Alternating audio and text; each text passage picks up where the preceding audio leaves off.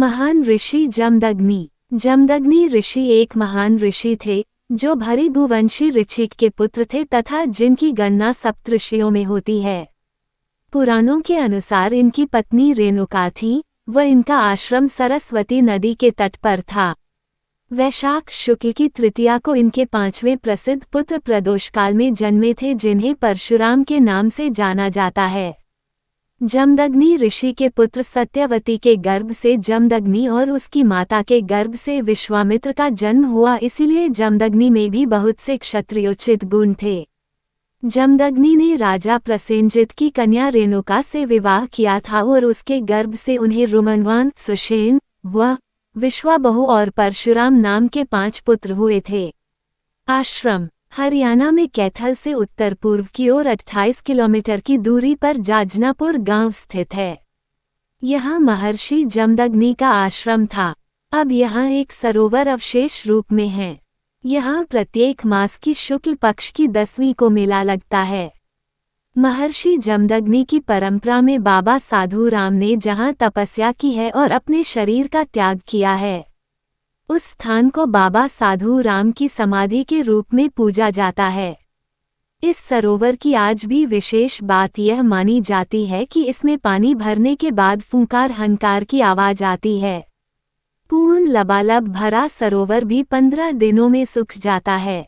सांपों की इस जगह अधिकता माना जाती है, लेकिन आज तक कोई नुकसान नहीं हुआ। उत्तर प्रदेश में जौनपुर जिले की सदर तहसील क्षेत्र में महर्षि जमदग्नि ऋषि का आश्रम आज आस्था का केंद्र बना हुआ है। पुराणों में भगवान परशुराम की जन्मस्थली शाहजहांपुर जिले में दर्शाई गई है, मगर उनकी कर्मभूमि एवं तपोस्थली के तौर पर जौनपुर में सदर तहसील में आदि गंगा गोमती के पावन तट स्थित जमैथा गांव रहा है। माता रेणुका का वध अरुणाचल प्रदेश में लोहित नदी के तट पर ही परशुराम कुंड स्थित है। पौराणिक मान्यता अनुसार परशुराम अपनी माता रेणुका की हत्या के पाप से मुक्ति पाने के लिए यहाँ आए थे। इस कुंड में स्नान के बाद वे मां की हत्या के पाप से मुक्त हुए थे। इस संदर्भ में पौराणिक आख्यान है कि किसी कारणवश परशुराम के पिता ऋषि जमदग्नि अपनी धर्मपत्नी रेणुका पर कुपित हो गए। उन्होंने तत्काल अपने पुत्रों को रेणुका का वध करने का आदेश दे दिया, लेकिन उनके आदेश का पालन करने के लिए कोई पुत्र तैयार नहीं हुआ। परशुराम पितृभक्त थे। जब पिता ने उनसे कहा तो उन्होंने अपने फरसे से मां का सर धड़ से अलग कर दिया। इस आज्ञाकारिता से प्रसन्न पिता ने जब वर मांगने को कहा तो परशुराम ने माता को जीवित करने का निवेदन किया। इस पर जमदग्नि ऋषि ने अपने तपोबल से रेणुका को पुनः जीवित कर दिया। रेणुका तो जीवित हो गई, लेकिन परशुराम मां की हत्या के प्रयास के कारण आत्मग्लानि से भर उठे। यद्यपि मां जीवित हो उठी थी, लेकिन मां पर परशु प्रहार करने के अपराधबोध से वे इतने ग्रस्त हो गए कि उन्होंने पिता से अपने पाप के प्रायश्चित का उपाय भी पूछा।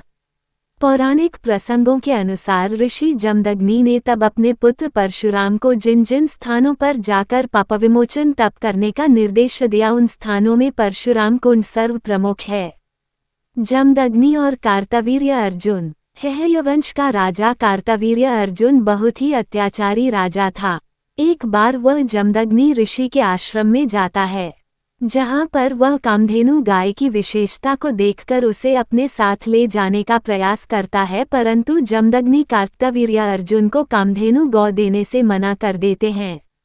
इस पर वह राजा जमदग्नि ऋषि का वध कर देता है तथा कामधेनु गाय को अपने साथ ले जाता है। अपने पिता की हत्या का बदला परशुराम कार्तवीर्य को मारकर लेते हैं और कामधेनु वापस आश्रम में ले आते हैं।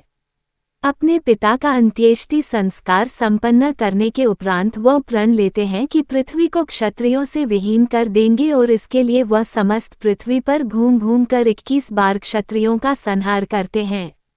अगर आपको इसी तरह की कहानी अच्छी लगी है तो हमारे YouTube चैनल स्टोरी का खजाना को अभी सब्सक्राइब कर लीजिए और साथ में घंटी को दबाकर ऑल पर सेट कर लीजिए ताकि आने वाली हर एक न्यू कहानियों का नोटिफिकेशन आपको तुरंत मिल जाए।